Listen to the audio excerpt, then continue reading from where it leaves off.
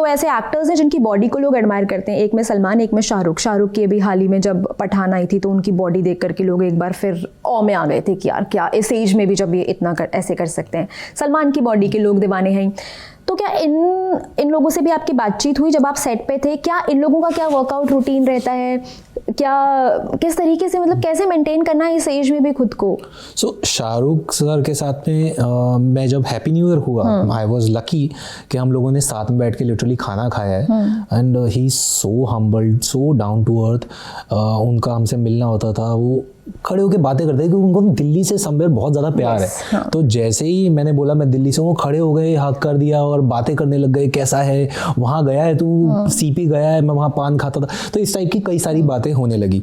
रही वर्कआउट की बात, वर्कआउट मैंने नो डाउट उनका वर्कआउट मैंने नहीं देखा है, लेकिन ये मैंने बहुत ज़्यादा ऑब्जर्व किया कि वो इंसान डिसिप्लिन बहुत है when it comes to food.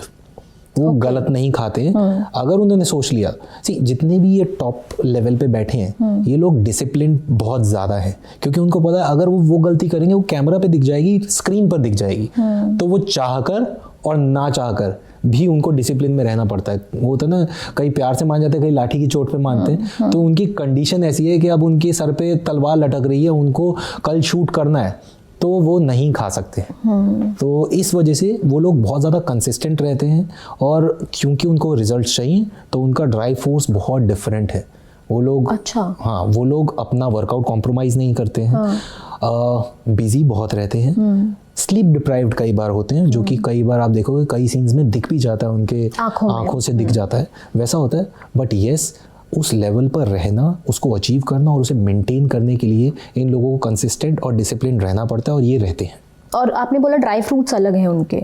Dry force. अच्छा, ड्राई फोर्स। yes. अच्छा, मेरे को लगा कि आई वाज सो क्यूरियस कि तो ये हमसे अलग क्या खा रहे हैं योगेश? मतलब ऐसा क्या इन लोगों के जो प्रोडक्ट्स हम कंज्यूम कर रहे हैं, चाहे वो मार्केट में मिलने वाले सप्लीमेंट्स हों या फिर जो फूड आइटम्स हैं, फॉर एग्जांपल बेसिक चीज़ें ले लेते हैं, बिस्किट्स ही हो गए जो हम डेली कंज्यूम करते हैं, क्या ये कुछ अलग खा रहे हैं हमसे? क्या है इन लोगों का रूटीन? देखिए, नो डाउट इनके पास स्कोप बहुत है, इनके पास हेल्पिंग हैंड्स रहते हैं, ठीक है, बिकॉज दे हैव इन्वेस्टेड। उन्होंने काफ़ी पैसा उनका खर्च होता है इन्हीं चीज़ों पर, चाहे वो उनका खाना हो, चाहे उनका वर्कआउट हो, चाहे उनका सप्लीमेंट हो, कुछ भी हो, क्योंकि उनको दिखना है कैमरा पे। तो होता क्या है, इन लोगों का supplement no doubt best of the best choose करते हैं। आज की डेट में नॉर्मल इंसान ये देखता है सबसे सस्ता प्रोटीन कौन सा है, या सेकेंड बेटर कौन सा है। फर्स्ट बेटर पे जाने की उन लोगों की पॉकेट नहीं है, हिम्मत नहीं है, और जिनकी है उनकी सोच नहीं है और अप्रोच भी नहीं है। वो कहते हैं क्या फ़र्क पड़ता है। तो वहाँ पर जो चॉइस वाला जो ऑप्शन है वो हम लोगों का कहीं ना कहीं सब स्टैंडर्ड होता है, उनका बेस्ट होता है। उनकी अप्रोच यार बेस्ट दे, क्योंकि मुझे बेस्ट दिखना है, मुझे एवोकाडो खाना है, मुझे एग्स खाने हैं, और वो एग्स अच्छी क्वालिटी के होने चाहिए। मेरे पास जो चिकन आ रहा है वो बेटर क्वालिटी का होना चाहिए। मुझे अगर फ़िश खानी है तो मैं सी फिश नहीं खाऊंगा, मैं रिवर फिश खाऊंगा। तो ये चॉइसेस आ जाती हैं। देन अगर आप देखें आज की डेट में कई तरीके का ऑलिव ऑयल मार्केट में है जो बेवकूफ़ बना रहे हैं, जिसमें पूरे तरीके से ऑलिव ऑयल नहीं है। बहुत कम कंपनीज हैं जो कि olive oil original extra virgin olive oil बेचती हैं। ये लोग वो यूज़ करते हैं जो कि शायद 5,000 रुपये लीटर आता है। हम लोग बेवकूफ़ बन रहे हैं क्योंकि हम सिर्फ ये देख रहे हैं ऑलिव ऑयल, उसके इंग्रेडिएंट्स नहीं देख रहे हैं। आप जब इंग्रेडिएंट्स देखेंगे तो आपको पता चलेगा ऑलिव ऑयल उसके अंदर 15 to 16% है, बाकी कोई और ही ऑयल मिक्स करा गया है। इसी वजह से वो 1 लीटर आपको 1400 का पड़ रहा है। तो यही चीज़ें हैं जिसकी अवेयरनेस कम है। हम लोग पूरा टाइम स्टडी करते रहते हैं कि हम अपने क्लाइंट को बेटर चीज़ें दे पाएँ। नॉर्मल इंसान यहीं पीछे रह जाता है क्योंकि उनको वो अवेयरनेस नहीं है, उनके पास उतने हेल्पिंग हैंड्स नहीं है। नहीं तो इतना कोई फ़र्क नहीं है। एक नॉर्मल इंसान को भी पता है सुबह उठ के अंडे खाने हैं, रात को लाइट खाना खाना है, वेट लॉस करना है तो सूप पी के भी काम चल जाएगा।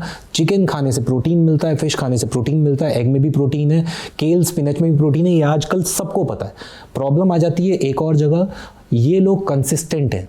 इनके पास एक बॉय है जो कि बोलता है सर 3 बज गए, मैं इनके बॉय को कॉल करता हूँ, 3 बजे इनका ये फूड है, आपको ये देना है।